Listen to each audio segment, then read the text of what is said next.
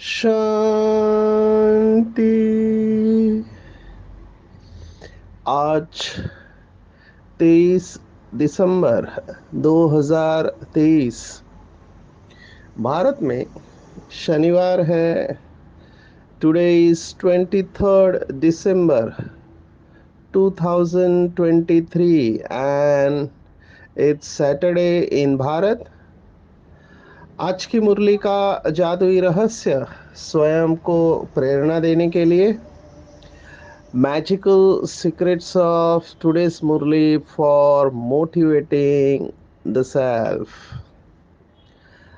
आज की साकार मुरली पूरी धारणाओं के ऊपर है।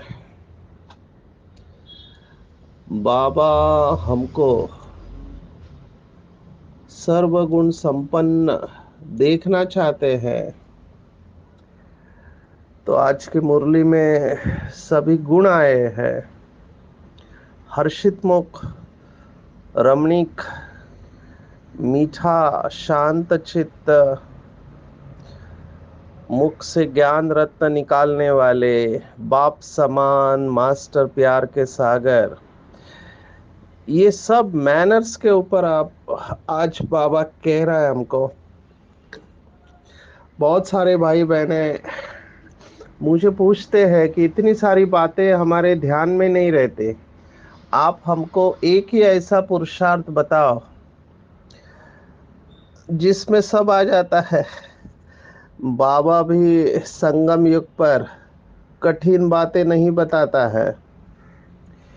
किसी एक बात को पकड़कर ही चलना चाहिए, लेकिन उस एक बात को इस तरह पकड़ना चाहिए कि हमारे जैसा कोई और नहीं हो। मुझे याद आ रहा है हमारे आदरणीय जगदीश भाई जी, उन्होंने कहा था मुझे कि सचिन भाई, जैसे डॉक्टर्स में स्पेशलिस्ट होते हैं, हार्ट के स्पेशलिस्ट होते हैं, किडनी के स्पेशलिस्ट होते हैं, ब्रेन के स्पेशलिस्ट होते हैं, आंखों के स्पेशलिस्ट होते हैं, ऐसे आप भी किसी एक बात के स्पेशलिस्ट बनो। अभी मुझे ये बात बहुत अच्छी लगी, क्योंकि पहले मैं सभी सब्जेक्ट के ऊपर बोलता था, क्योंकि सेवा करना था। तो हार्ट के ऊपर माना कोरोनरी आर्ट डिसीज है, या डायबिटीज है, या एडिक्शन है, तो सबके ऊपर बोलता था। लेकिन ड्रामा प्लान अनुसार फिर फोकस हो गए, और फोकस होते होते फिर वो एडिक्शन का लेबल चिपक गया ड्रामा प्लान अनुसार। तो एडिक्शन के सब्जेक्ट में घुसते गए अंदर, तो बहुत सारी बातें समझ में आने लगी कि कैसे हमारा ब्रेन काम करता है, कैसे संस्कार बनते हैं, और संस्कारों को कैसे परिवर्तन किया जा सकता है। क्योंकि ये क्रक्स सब्जेक्ट है, पूरा खेल जो है वो संस्कारों के ऊपर है। और बाबा ने भी इसके ऊपर मुरलियां चलाई है कि संस्कार परिवर्तन से ही संसार परिवर्तन होगा। संस्कार परिवर्तन, जिसको कार्ल यूंग ने कलेक्टिव कॉन्शियसनेस कहा, सामूहिक चेतना। इस समय इस पृथ्वी पर 800 करोड़ के करीब, एग्जैक्ट नंबर मुझे पता नहीं, 800 करोड़ के करीब मनुष्य आत्माएं हैं।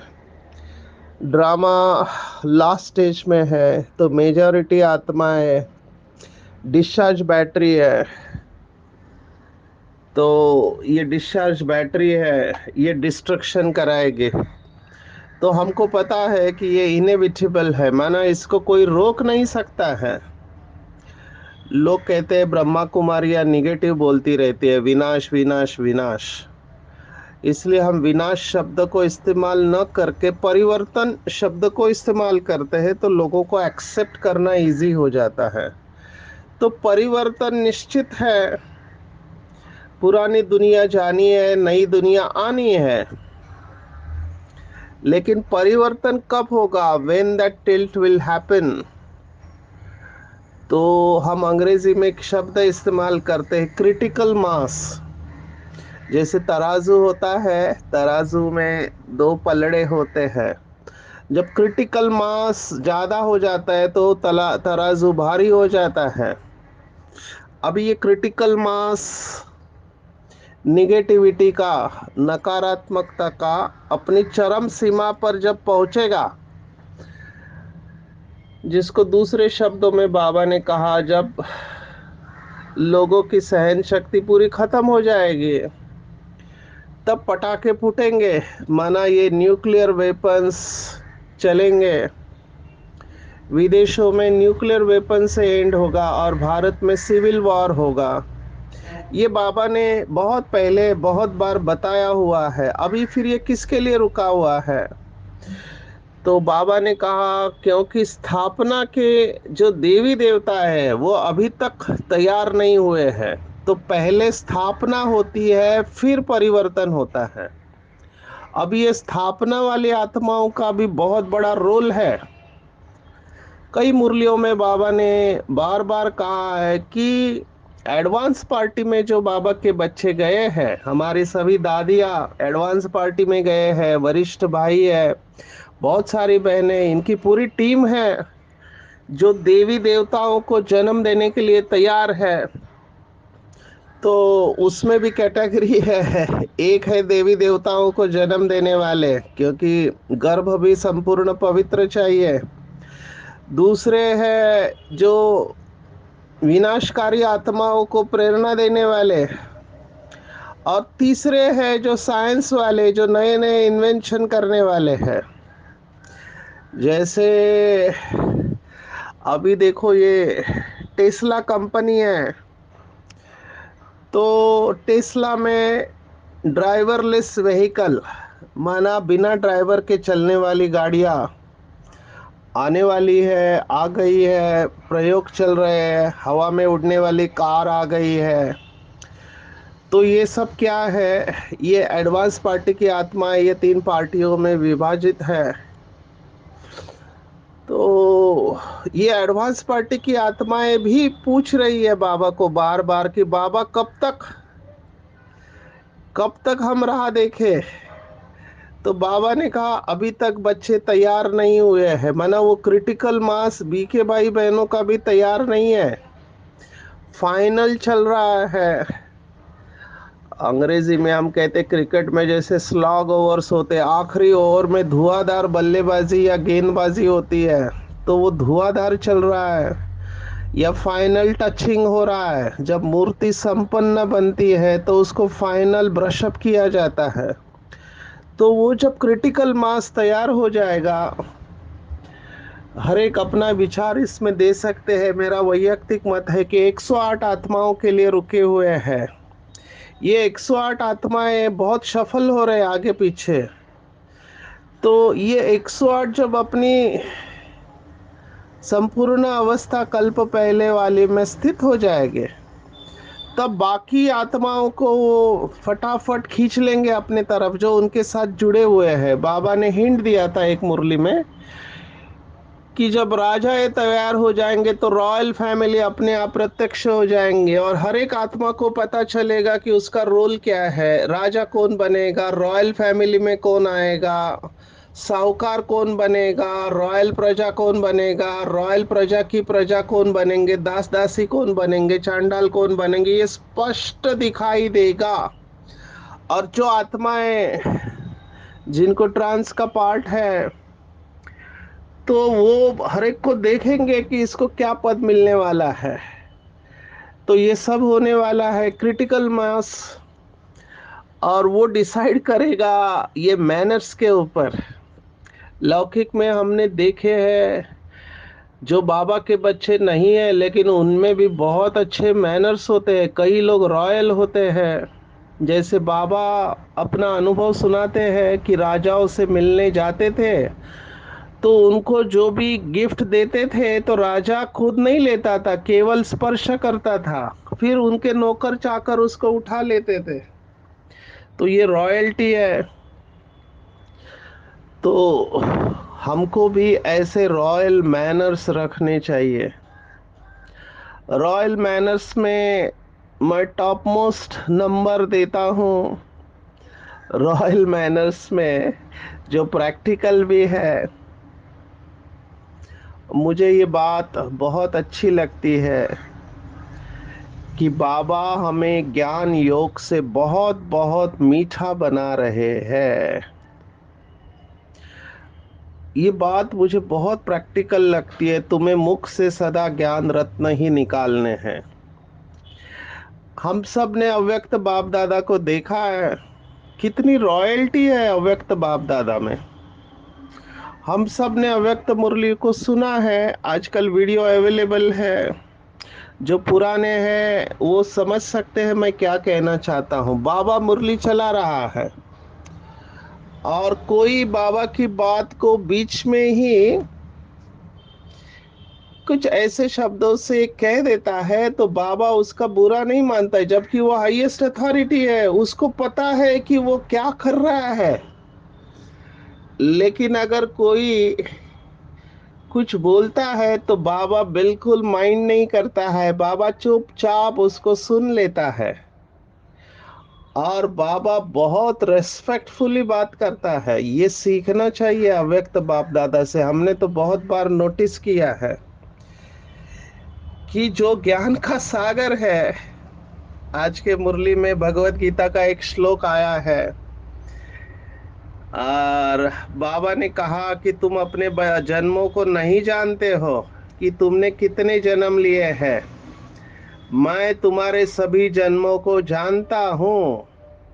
ये भगवत गीता का श्लोक है, चौथे अध्याय में पांचवा श्लोक है, fifth verse of fourth chapter of Bhagavad Gita.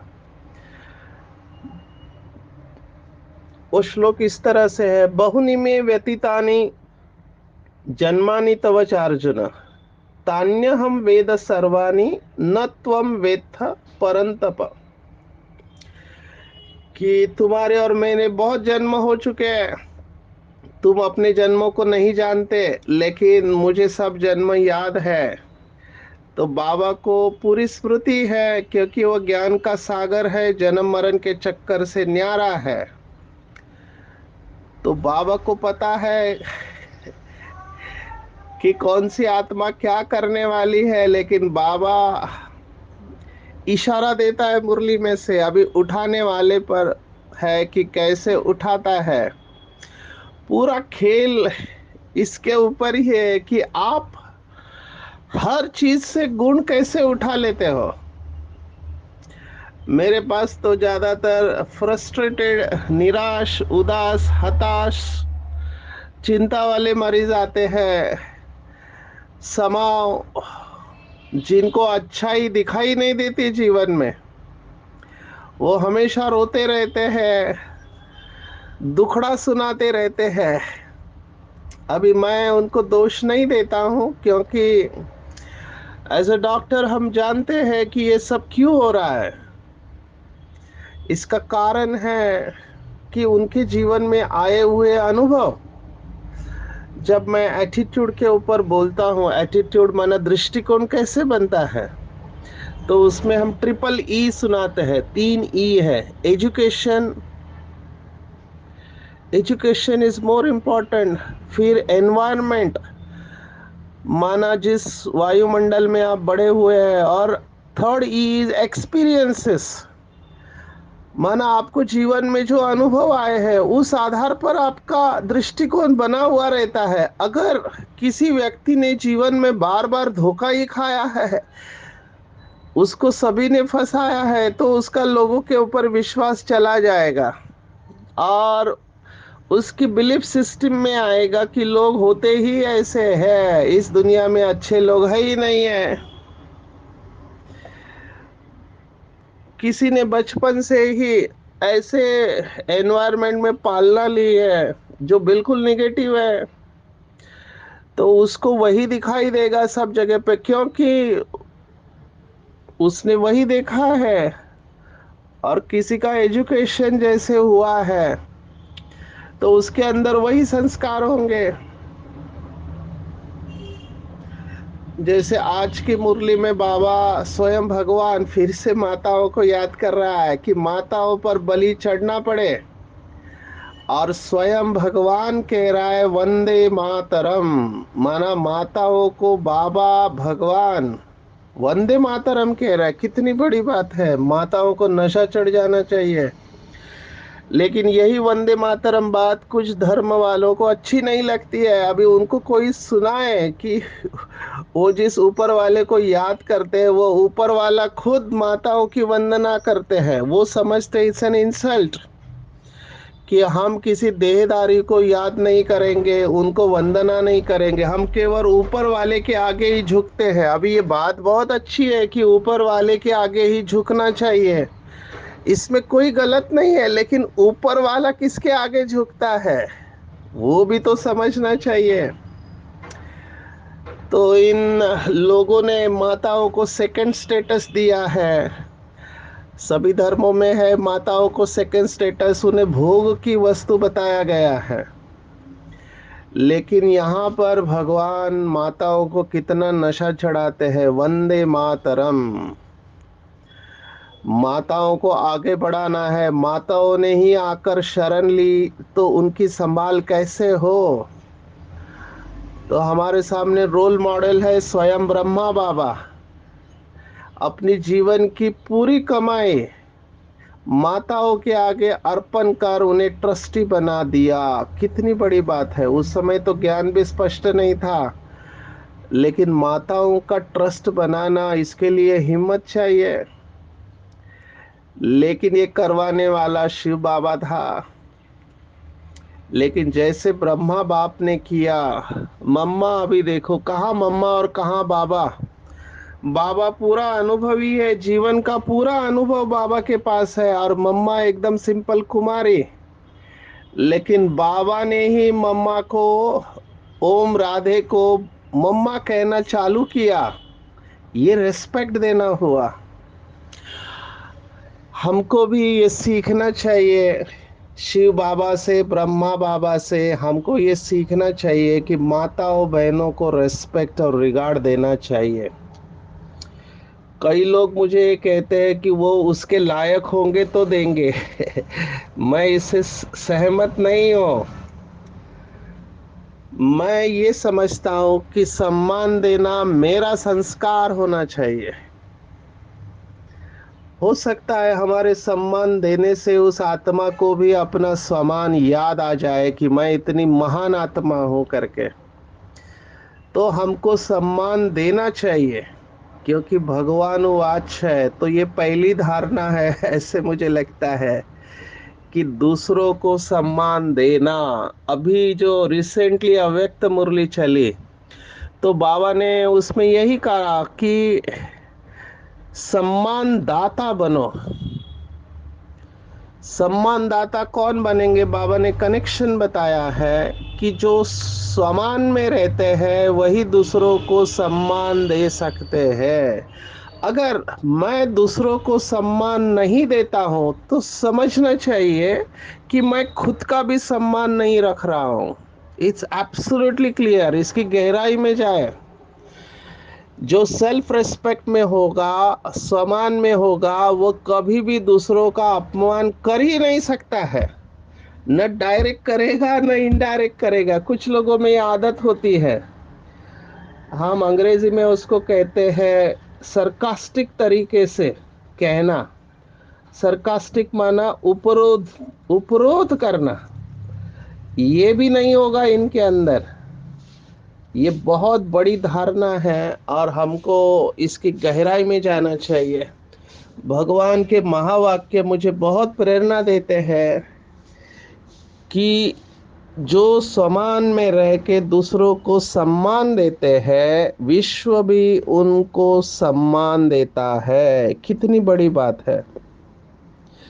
तो जब कोई बाबा का बच्चा कहता है कि मैं सम्मान नहीं दूंगा, तो इनडायरेक्टली वो यही कह रहा है कि मैं विश्व की स्टेज पर नहीं आना चाहता हूँ या मैं राजा बनना नहीं चाहता हूँ, क्योंकि ये रॉयल्टी नहीं है।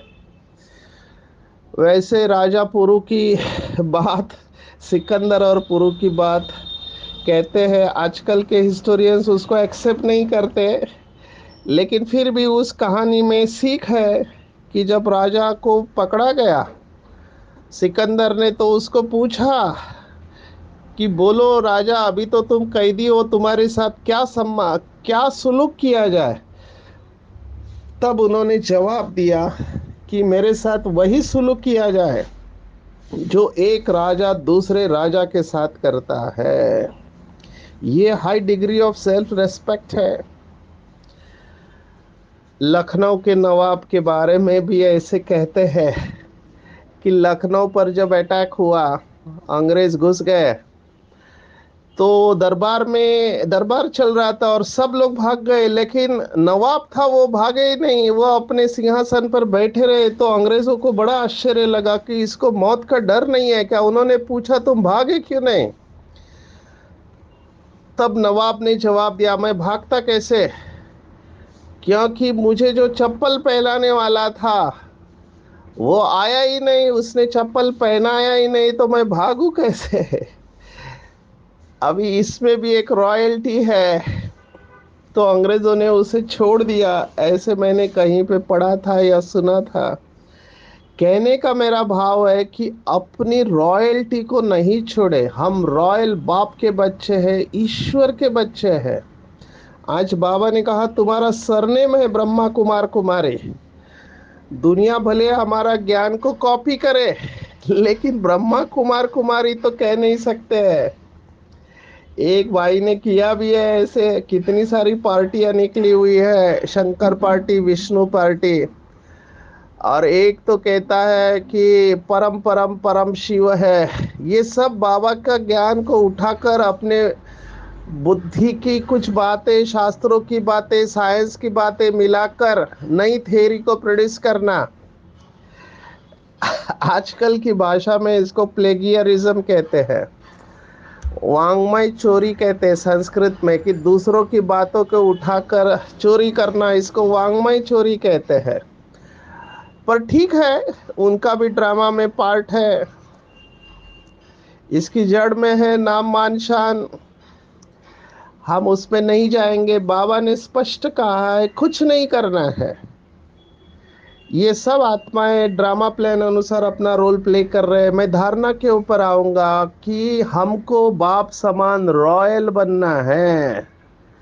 मुझे बाबा की ये बात भी बहुत अच्छी लगती है कि बाबा कहता है मेरा आखिरी बच्चे से भी उतना ही प्यार है जितना नंबर वन से प्यार है। How is that possible. मैं देखा हूँ बड़े बड़े कंपनियों में, अस्पतालों में, कि प्यून को कोई पूछता नहीं है, सिक्योरिटी वाले को कोई पूछता नहीं है, वो बेचारा गुड मॉर्निंग करता है। हम योगी तभी समझते हैं जब हमारा सबके साथ व्यवहार दिल से सेम होना चाहिए।